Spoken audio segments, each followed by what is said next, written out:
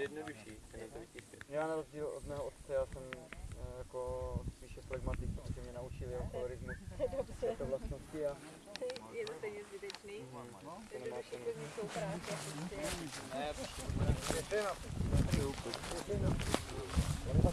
Tam to bylo falšované. Ne, vlastně.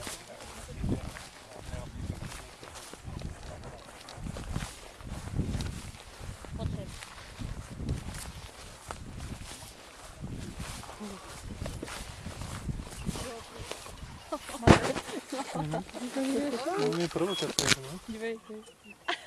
A tak nenápadně. To máte vidět, co dělá doma.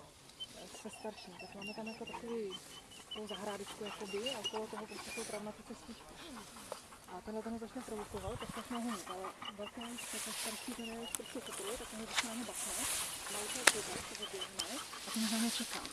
Ty se ho staví napěti sobě, velký zase basne a ten zase